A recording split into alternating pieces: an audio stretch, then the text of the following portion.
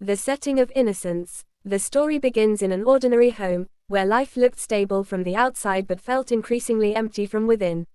She was married to a man who was kind in many ways, yet distant. Their conversations had grown shorter, their evenings quieter, and the passion that once filled the days now felt like a faint echo. She often found herself longing for attention, for someone who would notice the little things, her smile, her mood, her silence. It was during this time that her stepbrother, Daniel, came to stay with them. It was supposed to be temporary.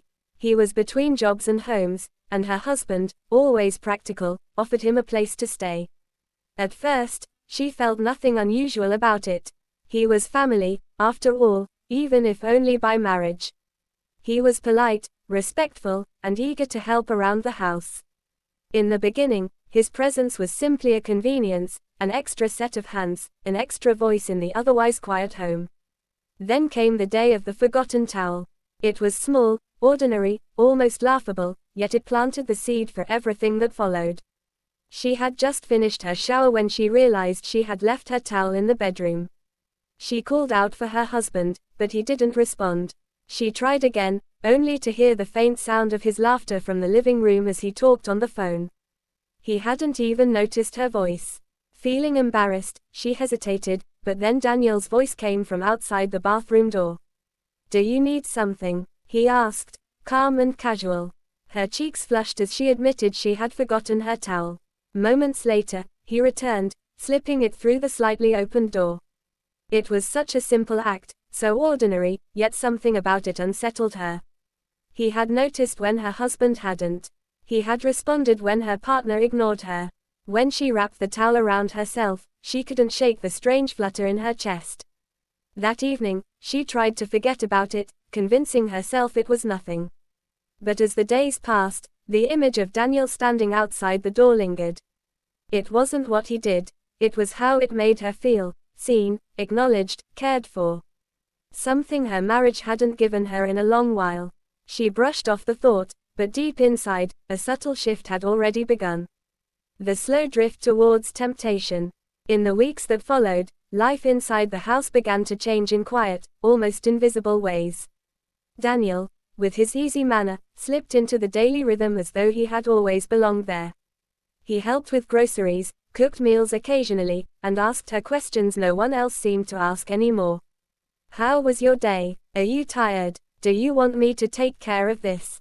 Simple things, but powerful to someone who had grown used to silence. Her husband, meanwhile, grew more distant. His work consumed his time, and when he was home, his attention was locked on his phone or television.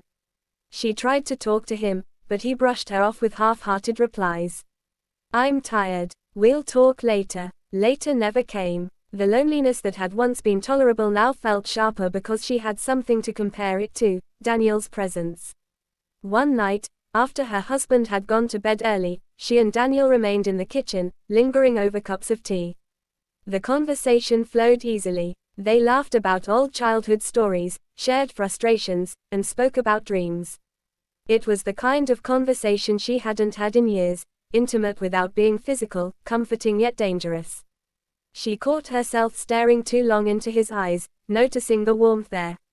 The towel incident returned to her mind often, now symbolic of something greater. A moment when she had felt vulnerable, and he had been the one to answer. That memory fused with the growing comfort between them, forming something she didn't want to name. There were subtle touches, at first accidental. His hand brushing hers when he passed her a cup. Their shoulders touching when they sat on the couch. Each time, her heart skipped a beat. Each time, she told herself it meant nothing. But deep inside, the line between right and wrong was blurring. She began to look forward to moments when her husband was away, not for the solitude, but for Daniel's company. The guilt gnawed at her, but so did the craving. She knew she was treading dangerous ground, yet she couldn't bring herself to step back. Temptation doesn't always arrive as a storm. Sometimes it's a slow drift, so subtle you don't notice until the shore you once stood on has vanished behind you. The betrayal unfolds. It happened on a quiet evening, one that began like any other. Her husband had gone out late for work, promising he would return after midnight. She and Daniel decided to watch a movie together. They sat side by side on the couch, the glow of the television casting shadows across the room. As the movie played, she felt his arm brush against hers. Neither of them moved away. Instead, the space between them seemed to shrink with each passing moment. She tried to focus on the screen, but her mind was racing. She could feel the tension, thick and undeniable. Then, almost without thinking, she excused herself to take a shower. As she stepped out, she realized, again, she had forgotten her towel. This time, her heart pounded as she called out softly. Once again, it was Daniel who answered. He brought the towel to her door, and in that charged silence, something broke inside her. When she stepped out, wrapped in the towel, their eyes met. She saw desire in his gaze, mirroring the longing she had tried so hard to suppress. Neither spoke. Instead, he stepped closer, and before she could stop herself, their lips met. The kiss was soft at first, hesitant, then urgent, filled with the weight of unspoken feelings and forbidden hunger. It was wrong, every fiber of her being knew it, but it felt alive, intoxicating, irresistible. When they finally pulled away, breathless, reality came crashing back. She whispered, "This can't happen." But the moment had already changed everything. The line had been crossed. That night marked the beginning of a secret that would consume them both. The consequences of betrayal. At first, they promised it was a mistake, something that wouldn't be repeated. But the temptation was too strong. One kiss led to another, one stolen moment to many. Soon, they found themselves entangled in a secret affair, hidden in plain sight under the same roof. Her marriage began to crumble quietly. She grew distant from her husband, avoiding his touch, lying about where she had been. He noticed, of course. He asked if something was wrong, but she dismissed his questions.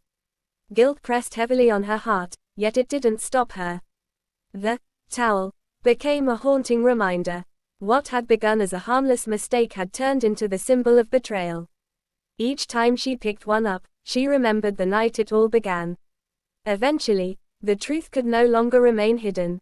Her husband found subtle signs, lingering glances, unexplained absences, whispers of conversations that didn't belong. One evening, his suspicions spilled over. He confronted her, and in that moment, the fragile world she had built collapsed. Tears flowed, explanations stumbled out, but there was no undoing what had been done. Trust, once broken, cannot be easily rebuilt. The house that once felt alive with 3 people now echoed with silence and bitterness. Daniel left shortly after, unable to face the damage. She remained, caught in the ruins of her choices, haunted by the towel that started it all. Infidelity doesn't always begin with passion or malice. Sometimes, it begins with something as small as a forgotten towel. A moment of vulnerability, a need for attention, a spark that should have been extinguished but instead was fanned into flames. And in the end, that small moment became the crack that shattered everything.